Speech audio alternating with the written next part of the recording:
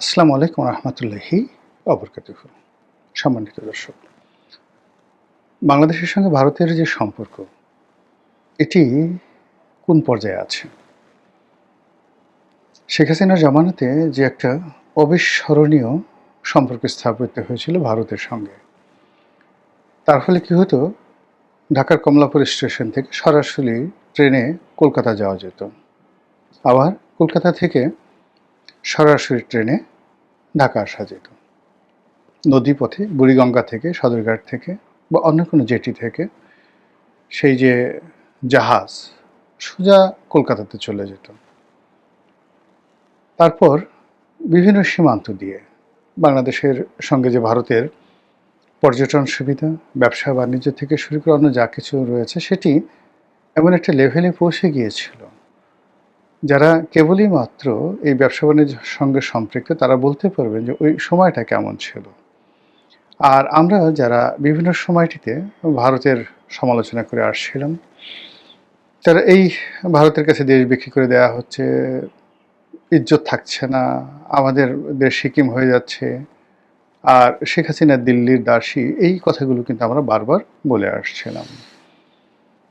অন্যদিকে এই শেখ হাসিনার কবল থেকে বা আওয়ামী লীগের কবল থেকে আমাদেরকে উদ্ধার পেতে হবে, আদারওয়াইজ আমরা যে মহান মুক্তিযুদ্ধ করেছি সেই মহান মুক্তিযুদ্ধ ভ্যানিশ হয়ে যাবে, আমরা ভারতের সেবাদাস হয়ে আছি, আগামীতে ভারতের কোনো একটি অঙ্গরাজ্য হয়ে যাব। এই প্রচার এবং প্রোপাগান্ডার সঙ্গে সঙ্গে বাংলাদেশের শেখ হাসিনা বিরোধী যে আন্দোলন, সেটি চরম আকার ধারণ করে। এর মধ্যে যে শেখ হাসিনার সাধ্য তেঁতুলের বেশি ছিলেন, তা যেমন সঠিক নয়, আবার ভারত যে আমাদের সঙ্গে ন্যায় বিচার করেছে তাও সঠিক নয়। ভারতের দাদাগিরি ছিল সীমাহীন। ভারতের সঙ্গে বাংলাদেশের চরম একটা সম্পর্ক থাকার পরেও আওয়ামী লীগের সঙ্গে ভারতের একটা মনস্তাত্ত্বিক দূরত্ব ছিল।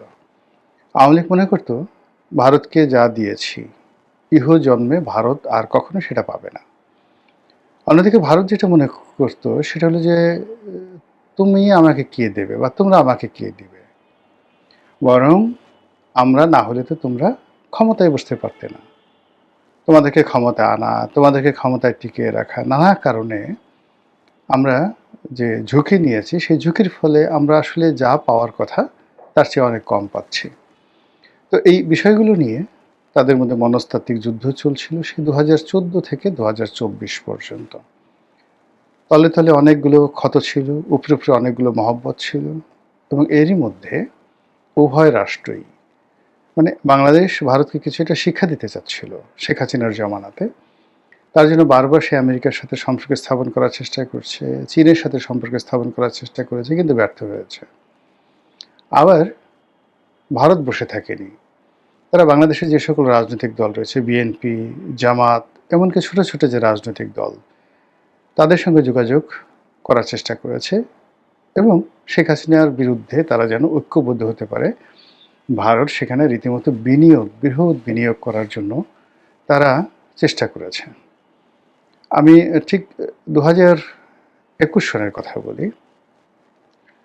বাংলাদেশে যেগুলো খুব ছোট ছোট রাজনৈতিক দল, 10-12টি ছোট ছোট রাজনৈতিক দল, যাদের সাকল্যে 20-25 জন করে কর্মী আছে, তো এই সকল যে রাজনৈতিক দল, তাদের অনেকের সঙ্গে সম্পর্ক ভালো, তারা প্রায় সবাই বড় ভাই হিসেবে বা ভাই ব্রাদার হিসেবে মনে করেন, তাদের মনের কথা বলেন। তো অনেকেই এরকম আমার কাছে আসছেন পরামর্শের জন্য, যেরকম সামনে তো একটা নির্বাচন হবে, ইনক্লুসিভ নির্বাচন হবে, আমাকে তো 300 আসনে প্রার্থী দিতে হবে, টাকা কোনো সমস্যা নয়।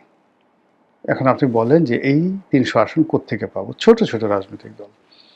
এবং আমি অবাক হয়ে ভাবলাম যে তারা যে ডায়ালগগুলো দিচ্ছে, কথাবার্তাগুলো বলছে, তো এক দলের সঙ্গে অন্য দলের কথা প্রায় হুবহু।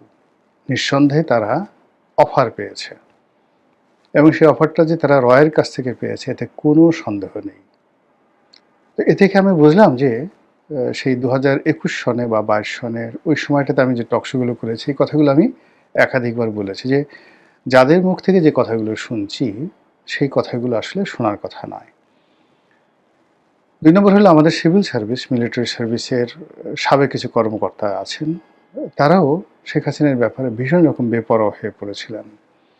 এবং সেখানে আমরা দেখেছিলাম যে মোটামুটি অনেকেই নির্বাচন করার, দল গঠন করার ব্যাপারে তারা ঐক্যবদ্ধ হচ্ছিল এবং এর সঙ্গে আমেরিকার হাত ছিল, ভারতের হাত ছিল এবং শেরাটনে সোনারগাঁয়ের মতো 5 স্টার হোটেলে বিভিন্ন মানুষ, আমি নাম বলব না, যারা আমাদের সমাজে বেশ পরিচিত, কেউ বুদ্ধিজীবী হিসেবে, কেউ সিনেমার নায়ক হিসেবে, কেউ সাংবাদিক হিসেবে, তারা বিশাল বিশাল আয়োজন করেছেন। কেউ বলেছেন তারা হয়তো তৎকালীন ডিজিএফআইয়ের পয়সায় করেছেন, কেউ বলছেন রয়ের পয়সায় করেছেন, কিন্তু এই পুরো প্রক্রিয়াটি আসলে শেখ হাসিনা বিরোধী ছিল এবং এটা ভারতের মদতে হয়েছিল। বেশ কয়েকজন সাংবাদিক, ব্যবসায়ী, তাদের বাসায় নিয়মিত বৈঠক হতো। এমনকি শেখ হাসিনার যে প্রেস সচিব ছিলেন নাইমুল ইসলাম খান, বহু বছর ধরে তার বাসায় কিন্তু নানা রকম বৈঠক হতো। জিল্লুর রহমানের বাসায় বৈঠক হতো, প্রয়াত মেয়র আনিসুল হকের বাসায় বৈঠক হতো, আব্দুল আল মিন্টু সাহেবের বাসায় বৈঠক হতো এবং সেখানে সকল রাজনীতিক যারা নেতৃবৃন্দ রয়েছেন, ব্যবসায়ী রয়েছেন, তারা একত্রিত হতেন এবং সেখানে যে কথাগুলো হতো সেই কথাগুলো আপনি যদি মেলান অলমোস্ট সেম।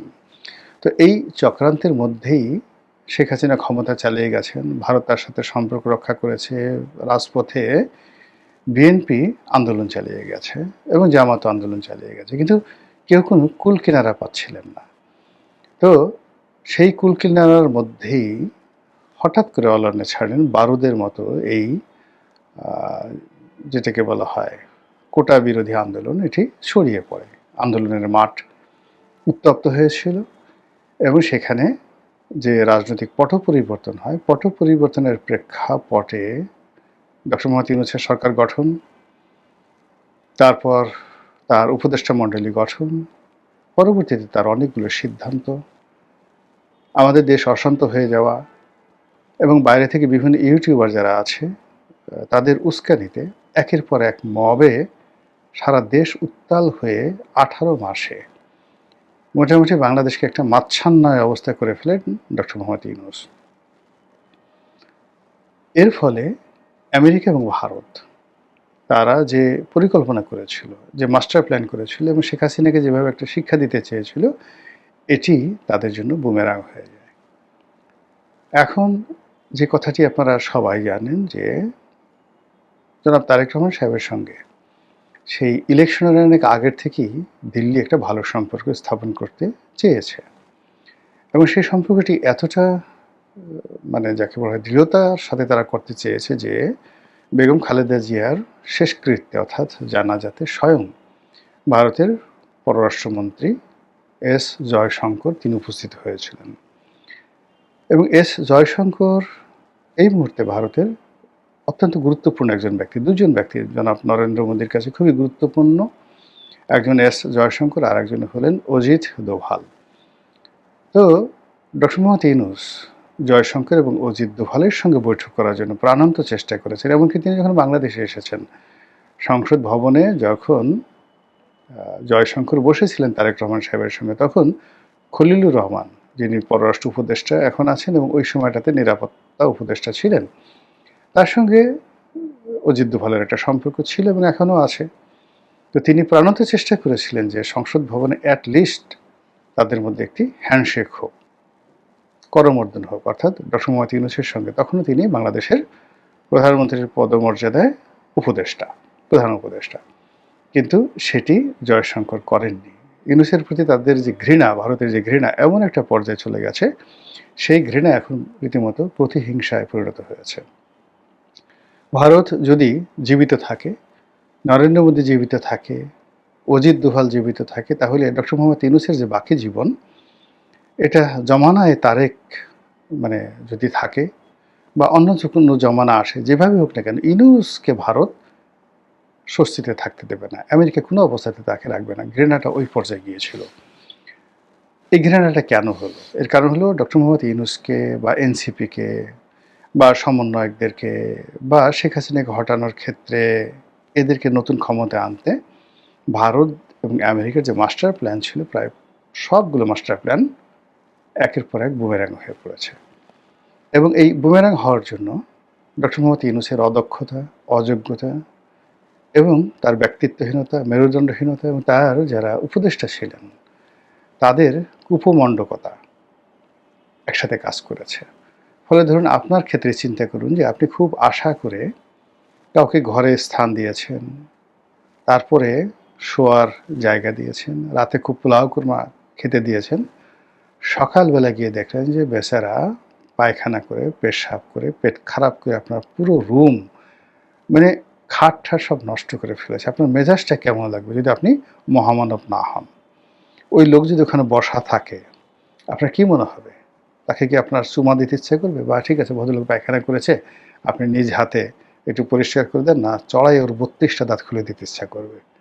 তো ঐরকম যারা বিদেশি শক্তি, পিছন থেকে যারা ইনভেস্ট করেছে, ধরেন আমেরিকা ইনভেস্ট করেছে।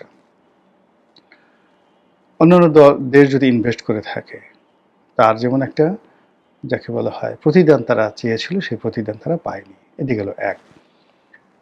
২ নম্বর হলো যে যখন কোথাও আলু পুড়ে, কোনো গোডাউনে আগুন লাগে, বহু পক্ষ সেখানে উপস্থিত হয়।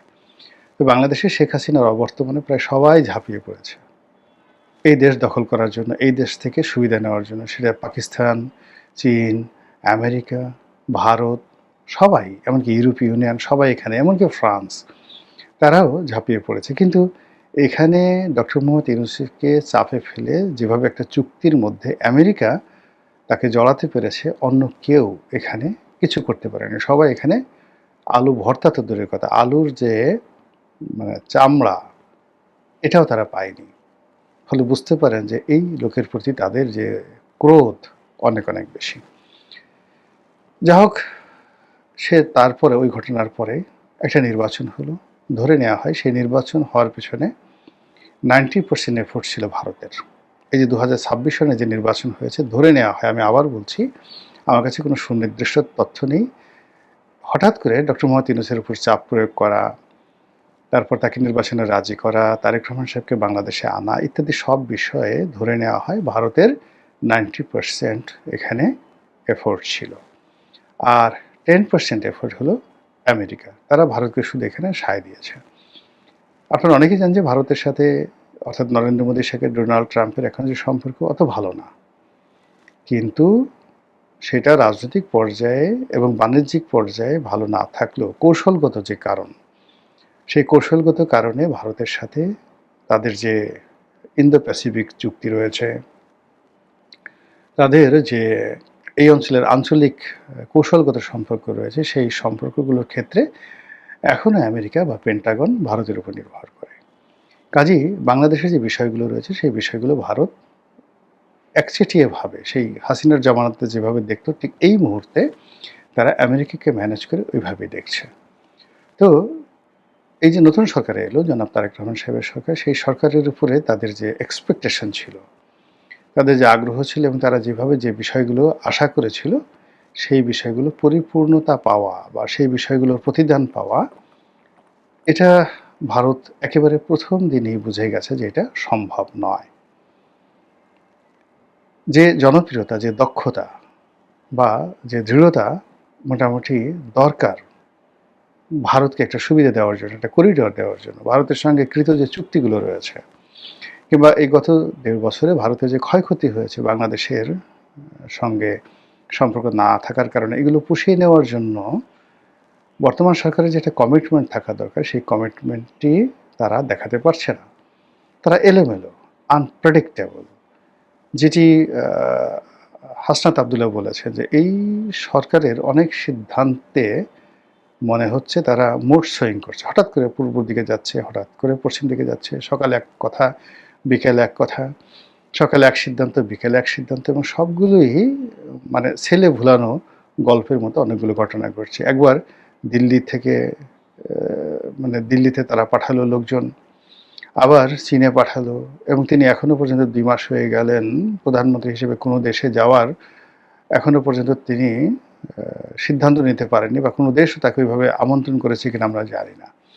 সব মিলিয়ে অবস্থার দৃষ্টি মনে হচ্ছে যে এই সরকারের প্রতি তাদের যে বিশ্বাস এবং ভালোবাসা ছিল, এটা ধীরে ধীরে ধীরে ধীরে স্তমিত হয়ে যাচ্ছে। আর অন্যদিকে শেখ হাসিনা বা আওয়ামী লীগ সম্পর্কে তাদের যে বিরাগ ছিল, ক্রোধ ছিল, অভিমান ছিল, সেই জায়গাগুলো ধীরে ধীরে ধীরে ধীরে কমে যাচ্ছে। এবং প্রকৃতি এবং পরিবেশ সম্ভবত বাংলাদেশের ক্ষেত্রে আমেরিকার ক্ষেত্রে এবং দিল্লির ক্ষেত্রে যে সকল প্রকৃতি এবং পরিবেশ রয়েছে, আওয়ামী লীগের জন্য এগুলো ক্রমশ অনুকূল হয়ে যাচ্ছে। মহান আল্লাহ ভালো জানেন, আমাদের দেশের জন্য তাই হোক যেটি আমাদের জন্য কল্যাণকর। আসসালামু আলাইকুম রহমতুল্লাহি ওয়া বারাকাতুহু।